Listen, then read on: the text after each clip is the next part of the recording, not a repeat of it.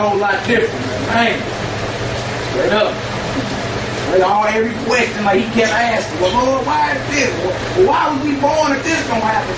Why is it all these people and only a few gonna get saved? And why did you do that? And the Most High got the answer from that boy, cutting him with it. He's like, man, I can't even say nothing behind it. That's what it is. Okay, so y'all read that excellent book. Let's get that second Ezra, chapter 8, verse 50 to 58.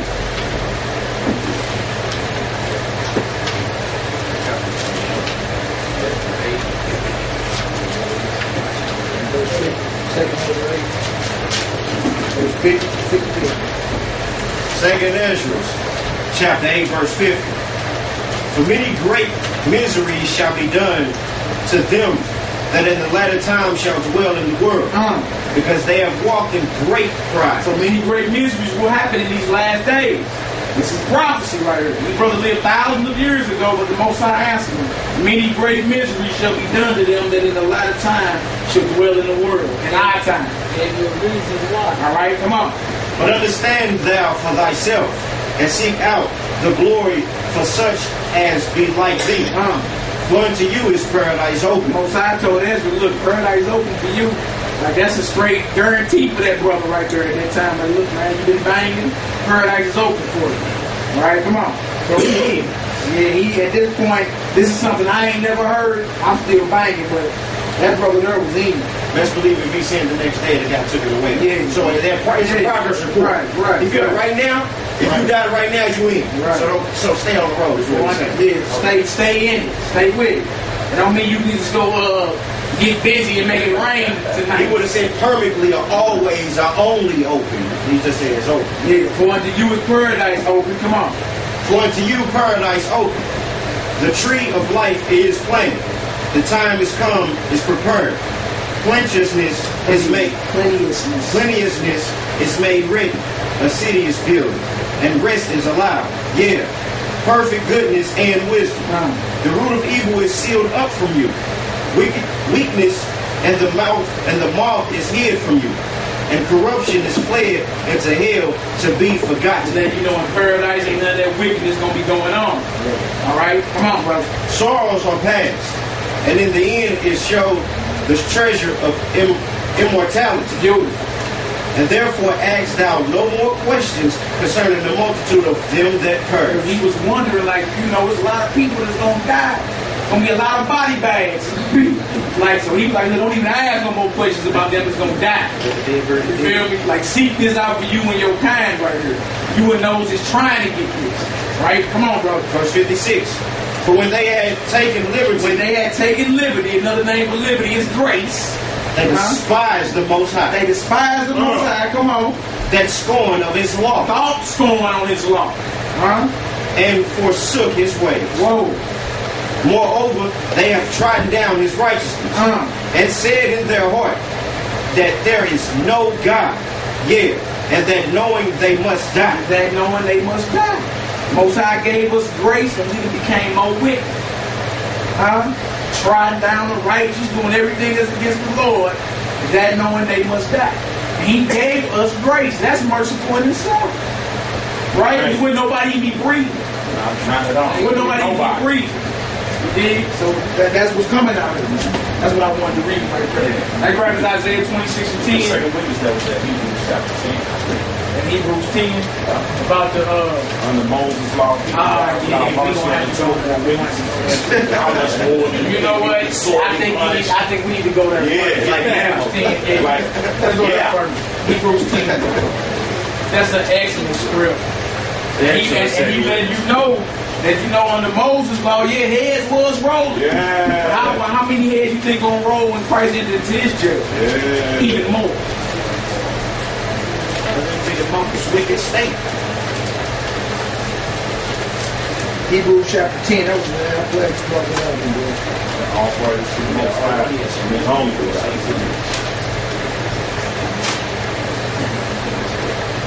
28. Hebrews 10:28. And this break down all them saying about this New Testament. 32. And they saying we're not under the law. Just break down the law being the shadows of good things. All that. So that just throw all that out. You know what I'm saying? And then it just get right into it. Right, the beginning of Hebrews chapter 10, we talk about, we break down, the priesthood that we was under and what we under now. And let you know the difference between Moses and Christ. Well, basically, despite the law telling God, I don't want your future to be in your kingdom. It's anti-Christ. That's how your kingdom is. I don't need that. I don't want it at all. I want to do my own thing. I don't want nothing with it. I'm an independent agent.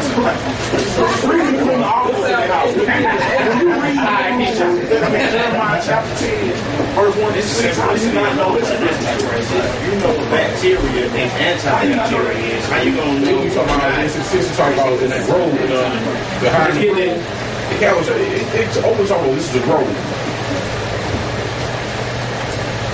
Let's get it. Hebrews 10. Verse 28 on down. Verse 28, 32. Hebrews 10. Matter of fact, you might have to read that on out. From 28 on out. Yeah. Hebrews 10. Yeah. Verse 28. Yeah. He that despised Moses' law died without mercy under 2 or 3 witnesses. So Moses, his law was set up and was governing the priesthood, Aaron and all them. Moses and Aaron. You heard what he said? You died without mercy under 2 or 3 witnesses. If me and his brother saw you holding hands with another male, switching down a good fella, wasn't no mercy. You dragged him right to the brick pile and you put that wickedness away. Right? Halfway. So that was under Moses' law, wasn't no mercy. It's mercy and grace now. Right? Go ahead, brother. Of how much sore punishment suppose ye shall he that thought worthy, who hath trodden under the foot of Son of God. You got to read that over. You add words. Slow down a little bit. Slow down a little bit. Verse 29. What does it say? Verse 29. Of how much sore punishment suppose ye shall he be thought worthy, who hath trodden underfoot the Son of God, and have counted the blood of the covenant, wherewith he with sacrifice Was sanctified. an unholy thing, and have done despite under the Spirit of grace. Until the Spirit of grace. We under what that grace again. Had it We done under despite. grace. He let you know that if you thought Moses, the judgment that came down under Moses was something, it's a sore punishment coming for those that take the Messiah's blood as if it's nothing. Like he just spilled his blood for nothing. If you think you getting drugged in a brick pile and in your head split the white meat for something under Moses, it's a sore punishment coming under Christ. He ain't do that just to be doing it. Right? Come on. That's what we. That's greater. Yeah, it's gonna be way greater or worse. When people say they don't understand, when people say they don't understand what the scripture's saying right here, and they'll say, a lot of times they come in and say, that didn't even mean that. Oh yes it did. If you read the first verse and go all the way to that verse, it's context clues. Anybody who had an English class let you know that after the subject or before the subject, it lets you know what it's talking about. Right. So ain't no private interpretation. It's exactly what it means. But it's talking about Esau's example is giving us because salvation is everybody's birthright that walks the earth. That God has given us unto us freely. That's right. And like Esau despised his birthright, when you reject the laws of God, you despise your birthright. Right. And he don't treat you like you consider Esau. Yeah. The man despised his birthright, hated the dominion. Right. Exactly. Come on, verse 30. Verse 30. For we know him that hath said, vengeance belong unto me. I will recompense, saith the Lord. And again, the Lord shall judge his people. It is a fearful thing to fall into the hands of the living God. It's a fearful thing to fall into the hands of the living God. It is a fearful thing. It ain't nothing to play around with, man. That's nothing. He's nothing to play around with. Let you know you thought Moses was something. Wait till you see how his son get down. Wait till you really make sense. He can bring it all. Come on. But call to remembrance the former days, in which after ye were illuminated, ye endured a great fight of affliction. Those that endure to the end, After you were illuminated or brought to the light of this word, you still had to go through your affliction, your persecution. Right? Come on, bro. Accordingly, whilst ye were made a gazing stock, both by reproach and affliction. That's wild. Whilst, whilst. That's wild. That's wild. Come on. And accordingly, whilst ye became companions of them that were so used, for ye had compassion of me in my bonds. In his bonds, Paul was a brother that always was getting locked up for his truth. Right. Not for selling no drugs or traffic tickets and that. Like, he was getting locked up for bringing his word out. A lot. Like, yeah, like he was enemy of the state for the truth. Right? So he right to the people that know. Some of them had compassion on him when he was locked up. That commentary, looking out for him, how that goes. And show you how dominion works. That's one reason why Paul was given this mission, because he was a Roman citizen. Right. So he could get out of jail. Right. If he was a stranger in these lands and around a Roman citizen, he'd be locked up forever. Right. He was sold into slavery. They had to treat him different because he had citizenship. He was an Israelite by blood, but he was a Roman citizen. Like y'all, like more we Israelites by blood, but we United States citizens. Right? All right, come on. Verse 34. For ye have compassion of me in my bonds, and took joyfully the spoiling of your goods, knowing in yourselves that ye have in heavenly a better and an enduring substance. Casting not away therefore your confidence, which has great recompense of reward. For ye have need of patience, that after ye have done the will of God, ye might receive the promise. Come on, right, come on, verse 37. For yet a little while, and he that shall come will come,